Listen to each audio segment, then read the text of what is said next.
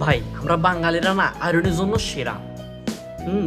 যদি আয়রনের জন্য কোনো ওয়ার্ল্ড কাপ হইতো বা কোনো অ্যাওয়ার্ড দেওয়া হইতো তাহলে না আমরা বাঙালিরা প্রত্যেকবার বিশ্ব চ্যাম্পিয়ন হইতাম অ্যান্ড ওই অ্যাওয়ার্ডটা আমরা পাইতাম।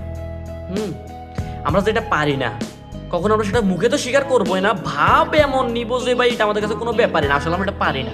আয়রন কেউ কোনো কিছু তো ভালো করতেছে তার সামনে যায় এমনভাবে ভাব নিব বা তাকে এমনভাবে অ্যাপ্রিসিয়েট করবো যে তার ওইটা কিছুই না, হ্যাঁ কোনো ব্যাপারই না তার ওইটা করা।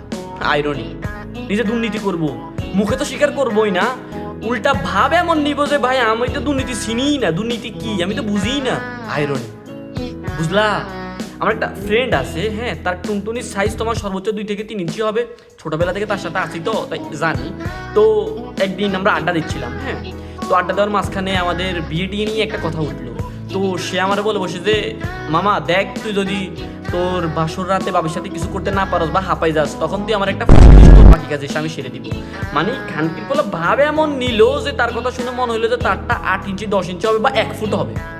ভাবটা সে এমন দিল, আসলে তার টুটির সাইজ হচ্ছে 2 ইঞ্চি। বুঝলা?